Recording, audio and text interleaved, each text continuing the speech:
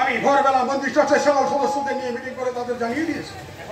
এখন গ্রামবাসী জানতে চাই চোরের শাস্তির বিধান। আপনার এই অন্যায় অধর্ম মা কখনোই সহ্য করবে না সূর্যবাবু, কখনোই সহ্য করবে না। আপনার এই পাপের প্রতিফল করবে তুমি, এবং সেটা কিছুক্ষণের মধ্যেই।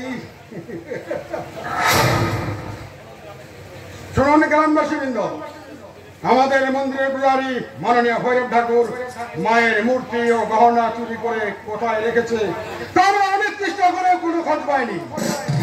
শুধুমাত্র ওর বাড়ি থেকে পাওয়া গেছে এই সামান্য গহনা।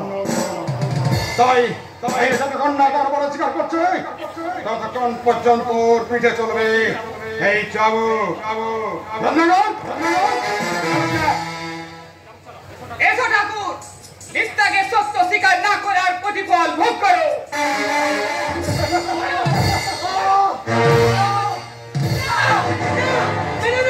আমার স্বামীকে তোমরা এমনি অন্যায় ভাবে মেনে না।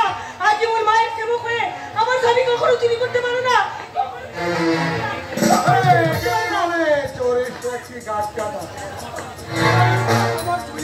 গহনাগুলো তো তোমাকে রাখতে দিয়েছে, তাহলে তাহলে তুমি সত্যটা বলছো না কেন? আমার স্বামী কখনো চুরি করেনি। আমি আমার সন্তানের মাথায় হাত রেখে দিব্যি করে বলছি আমার স্বামী চুরি করেনি। এসব কথা এখনো বলে কোনো লাভ নেই ঠাকুরানী। ধন্যবাদ। ঠিক আছে বাবু।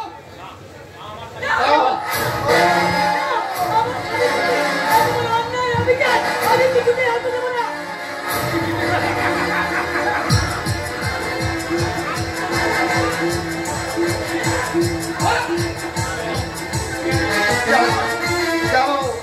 কেন তুমি এখানে এলে দুর্গা?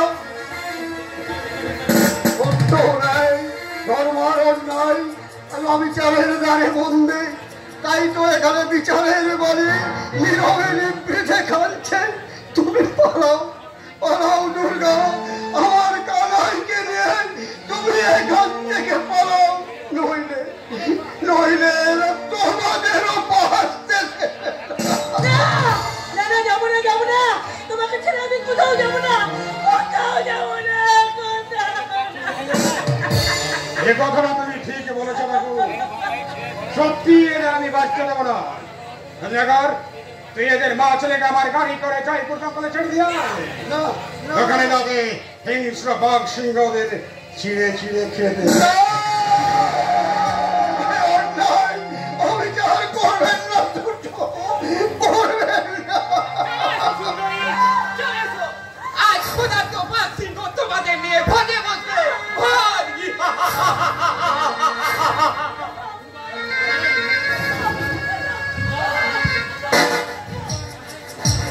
দুর্গা,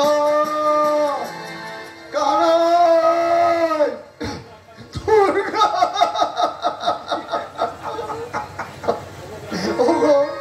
ওগো গ্রামবাসী সকল, এক নিষ্ঠাবান ব্রাহ্মণ পত্নী এই নিদারুণ অবস্থা দেখেও কি তোমরা চুপ করে থাকবে?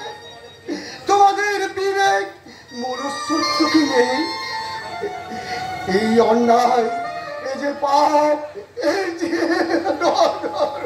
না, যতক্ষণ না তুমি তোমার অপরাধ স্বীকার করো ততক্ষণ পর্যন্ত তোমার জন্য কারো প্রাণে দয়া মায়া করুণা সঞ্চার হবে না।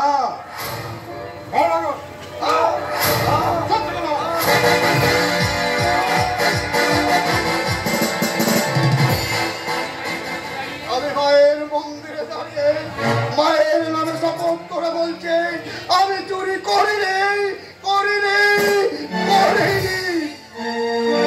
তার মানে তুমি তোমার অপরাধ স্বীকার করবে না, তাহলে তুমি তোমার উপযুক্ত সাজা নেওয়ার জন্য প্রস্তুত হও। শুধু গ্রামবাসী বৃদ্ধ, আমাদের মন্দিরের পূজারী মাননীয় ভৈরব ঠাকুর তার অপরাধ স্বীকার করবে না। তাই মন্দির ট্রাস্টের সিদ্ধান্ত অনুযায়ী ওকে আইনে হাতে তুলে দেওয়া হবে। আর যতদিন না দেবীর হারানো মূর্তি খুঁজে পাওয়া যাচ্ছে ততদিন এই মন্দিরের সুন্দর বেদিতে পাথরের মূর্তি বসানো হবে।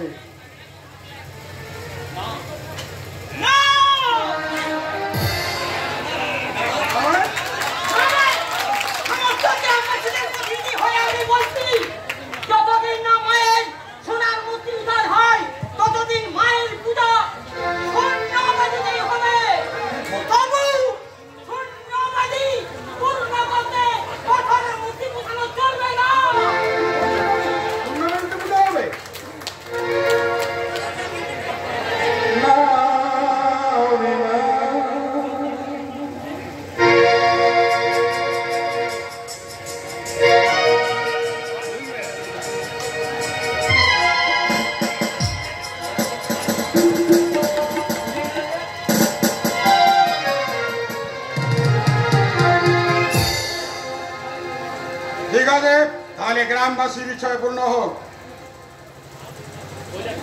কৈলাস ঠাকুর, মায়ের শূন্য হইতে পুজো দেবে তুমি। আর দারোগা বাবু, দারোগা বাবু,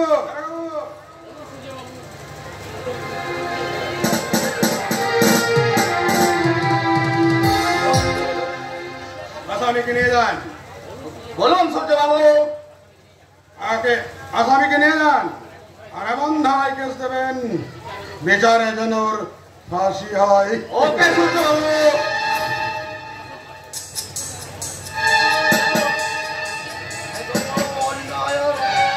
পাপের বোঝা মাথায় তুলে নেবেন না সূর্য বাবু।